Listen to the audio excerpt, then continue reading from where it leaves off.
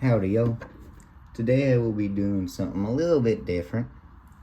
For all you young modelers out there who have dogs and do not have tables, today I will be showing you a long process, but necessary process, of cleaning out the wheels inside your model train. Yeah, you can see I already grabbed some dog hair. I would highly recommend, yeah, you can see how hairy this is. This is what I use to clean off the track. What I do is I have a model, I have some easy lube I got from Bachman.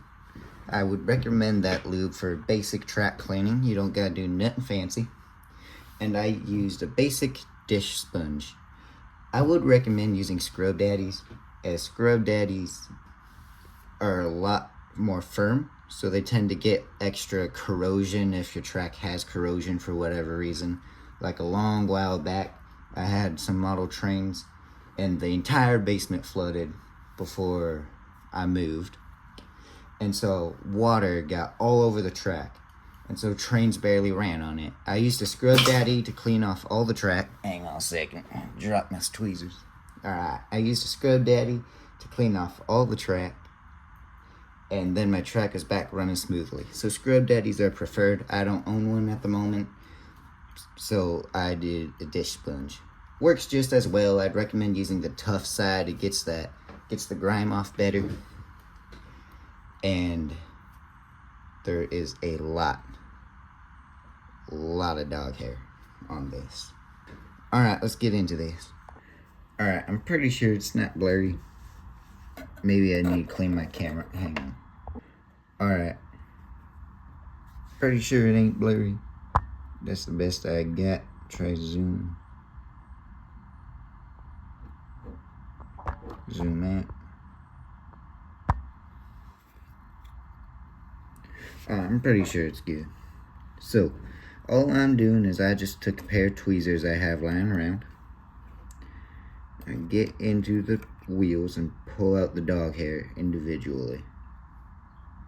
Very tough. It's not tough, but it will take you a long time. So, all you do, take your tweezers, get right down in between the trucks, just grab all the dog hair. Yeah, you see this massive string right here? That's what you're looking for.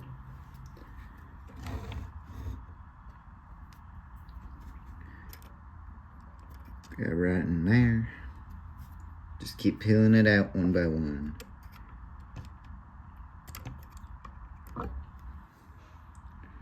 Alrighty, so I just took the flashlight from my bike because it is a very well working flashlight. And get right down in there. Here. So you can see there's still all that hair in there.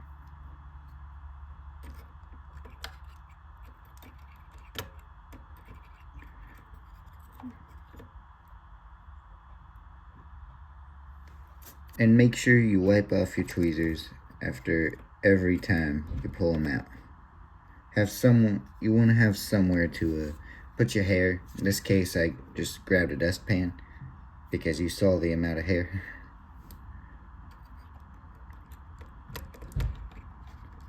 Just get in there. I'm sure there's more efficient ways.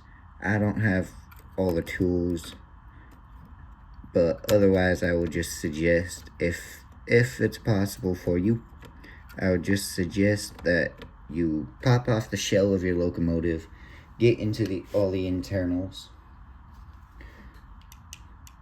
and just pick the dog hair up and out. Would be the easiest way. I don't have the tools to take the shell off, nor put it back on. So I'm doing it the hard way. But if it works, it works. Alright, something to show y'all real quick. this is what your wheels should look like when they're finally cleaned out entirely. So now I'm just trying to grab all the excess hair. And remember, when it may look clean like this, it ain't always. So you want to do a few extra run-throughs with your tweezers just to ensure you got everything. And this is what your final product should look like. One truck down. 1, 2, 3, 4, 5 more to go. Yeah. And if you notice on the inside of your trucks, if those little black truck bars are greasy, that's a good thing. That means your model is still greased and oiled, and you won't have to change it out yet. If it looks dry, then you should probably be a little worried. It's not a bad thing if it's dry, but that means you're gonna have to buy grease and oil to just keep your model up to date. Alrighty, so if you notice, there's something off about my Gevo over here. This is an Athearn Genesis ES44DC HO scale and BNSF H2. Hang on, I lost my train of thought. No pun intended. Anyway, yes, it is an Athearn Genesis series ES44DC BNSF wearing the H2 paint scheme. Here's what's off. It's on the cab. If you notice, there is no sun visor on the outside. Small little detail that went missing. I was brand new to model railroading when this happened, and I still pretty am new. But here's what happened. I noticed that the sun visors can move, and I was like, oh, that's a cool detail I can occasionally change as a little treat. Turns out I changed it a little too much, and then it just popped right off. Metal's a little weaker than I originally thought. Alright. As you can see down in there, it is way more dog hair, especially in this back one over here, closest to you guys in the very back. But over here, back toward the front, still needs a good cleaning. Look at all that in there, and yeah. Alright, let's get this cleaning. Alrighty, y'all. The worst pair of trucks. Yeah, can't even see it. That's how much dog hair's in there. That is the worst pair of trucks. Let's get into it. Alright. Nope, wasn't blurry. Oh, there we go. That works. Alright, cool. I will start here, the one furthest from the camera. Yeah, as you see, you're just going to be pulling out tiny wads like this at a time. That is A-OK, because that's all the tweezers can get at one time. But yeah, there is a lot of dog hair in here. Alright, I'm gonna see if I can finish this locomotive before I have to go to work tonight. As none of you probably know, I don't know where y'all's dreams are at, where y'all plan on working for one day, but I'm gonna wish the best for all y'all. And I'm sure most of y'all rail fans out there probably have considered jobs on the railroad. I know a few who said they like trains, but they would never work for the railroad. And then I'm sure there's others who are very enthusiastic about working for the railroad and driving the things that they love to watch. I am definitely one of those. I couldn't tell you how much it would mean one day to not be a conductor, but be an engineer of these things. Of course, I know the process. I have to start as a conductor and work my way up to be an engineer. And I am happy doing that. Where I'd most likely start is I would start as a yardsman, so I could get a higher chance of being hired first. Because being that I have no railroad experience, it does not run in the family, and the closest to military I have is my dad, my chances are slim. So I'd start as a yardsman, so I could get on-job training, on-hands training, learn everything, and then I'd get a job as the engineer, or as the conductor, my bad. Then I'd get the job as a conductor, so that way I can learn the cabs of locomotives, start driving them eventually. So after I work as a conductor for X amount of years, then I will look into being an engineer. And I have 2 railroads in mind, both of which one of which you would probably never guess. The other one, I'm sure you could guess. Alright, the first one I'm sure all y'all could probably guess is Burlington Northern Santa Fe. The very locomotive I'm cleaning is the company I'm considering, BNSF. And I would obviously start up in Wichita Falls as a yardsman in Wichita Falls Yard, where I'll learn all the yards and switches and this and that, and really get there. And then one day I'll become an engineer, where I'll be assigned to the Wichita Falls subdivision, the one that I live on right over here. And I could go up and down my home line for a while. The second railroad you would probably never guess is CPKC. That's right, CPKC. You heard me. Alright. Here's the thing. Kansas City Southern, by far, in my personal opinion, had the best paint scheme out of every Class 1. Let's be real here. They used 3 primary colors in such a unique pattern. Arguably the greatest Class 1 paint scheme of all time. You look at most Class 1 railroads, and Union Pacific's all yellow with a cool little American flag. BNSF is orange and black. CSX, personally my least favorite. That's just personal opinion. Please don't hate me. Anyway, CSX being my least favorite paint scheme. They used to be cool. You know, they used to have really good paint scheme. Their YN2 was really good. But these days, all it is just blue and yellow. Yellow nose, yellow back, blue body with yellow lettering. Arguably the worst. Cancel me all you want.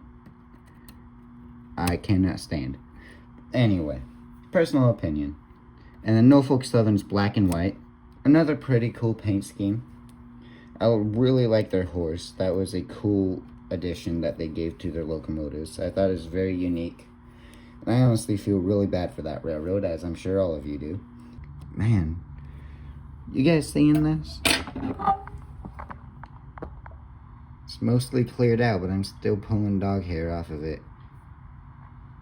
Yeah, you can still see the dog hair in there. Sorry, it's so shaky. I'm holding this up with my hands at the moment. But yeah, I got all these cleans. This is the last one. It was the most dirty. How long is this video? I don't know how long it is at the moment, but that is alright. I've been asked before if I use a tripod. And I have my most steady video on my channel. It was the video in Fullerton, California, where I was standing on the overpass. I was visiting a good old friend of mine in California, so that's when I took that video, when I was out there visiting. But anyway, the video of the BNSF train going over the overpass. If you have seen it, then you know what I'm talking about. If you haven't, then I'd recommend you go check it out. It is my most steady video.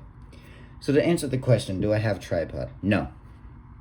I use my hands and I hold my phone like what you guys assume a filmer looks like, pretty much. People say I have a steady hand. I'd say thank you, but I still have like awkward videos and shots, and you know, you get the idea. So yeah, no, I do not have a tripod. All I use is my phone, and it works perfectly good for me. Now, everyone's different with railfan. So, however you do it,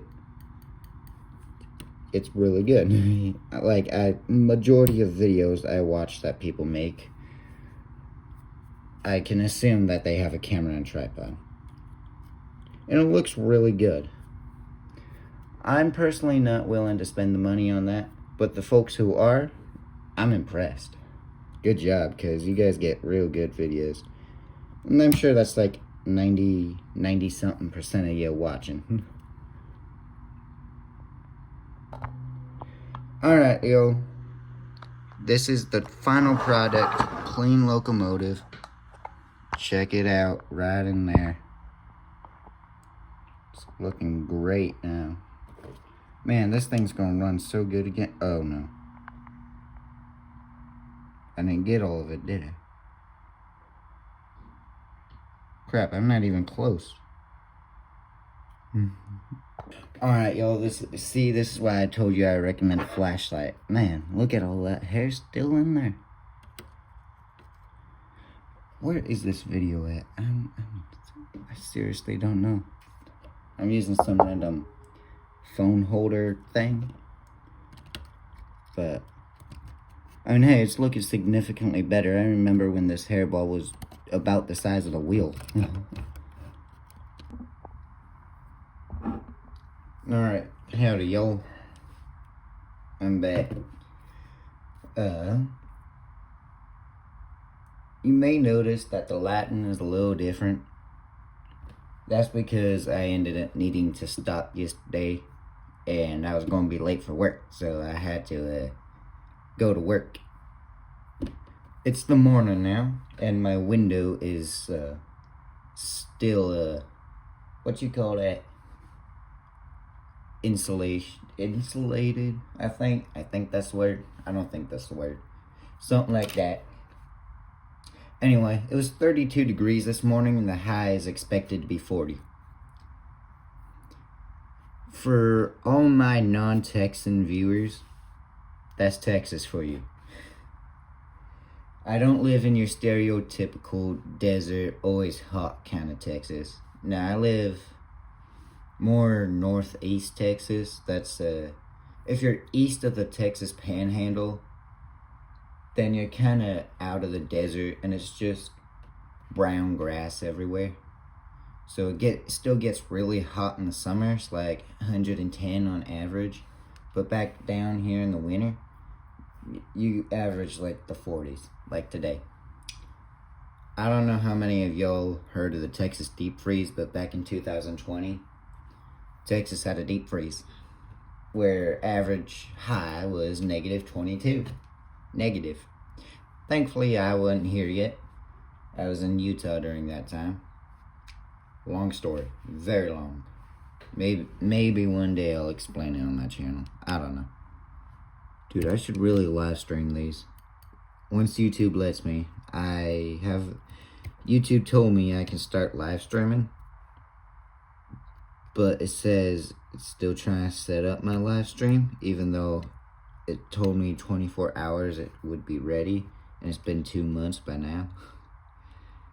I technically was able to start live streaming once I hit 50 subscribers, which thank y'all so much that we're just about at 250. That's ridiculous. Thank you guys. Just gotta say, this channel came a long way. I think this is gonna be close toward the end of the video. So if you made it to right now, I'm impressed. Good job. And thank you. The support is much appreciated. But I'm almost there. Oh my. Y'all, it's gone. It's clean. I did it. It's all gone. Well, this train is now clean. The track should still be set. Did that yesterday. I'm sure it's alright. You know, worst case scenario, these things just get sucked up again. And then just have to do this again. Worst case scenario. I figured I'd at least just show you my favorite / least favorite locomotive I got. My favorite locomotive on my layout's gotta be the Gevo. I think I've already explained that. But this one's a really good one too. This one is by far my loudest model. The Gevo on the loud setting is the same sound, like decibel as this locomotive on the quiet setting. So this is a loud model. But as you can see, there's not too much hair aside from in that one and this one, like actually wrapped around the wheels. There is still kind of a lot actually, never mind. It seems to be that a lot of hair tends to get stuck on like the sides more. And if you notice on this one, the window's broken. Oops. It happened a while back. You see, because one day I want to be like the first major model railroader to model off of not CPKC, but KCS. You know, pre-merger. My least favorite railroad. The Kansas City Southern. Or the CPKC. I can't. Kansas City Southern was absolutely my favorite before the merge. But now that the merge has happened, it's just disappointing. So, on that note, I'll let y'all go. I'll maybe do another video of my model collection review, if that sounds like something that'll interest y'all. But on that note, I guess I'll just let you guys go. All y'all have a great day, night, you get gist. Later. This right here, y'all, is the culprit. This adorable little one, who should be arrested for how cute she really is the one who put all the hair in the locomotive. Can you really be mad at that, though? Look at how adorable she is.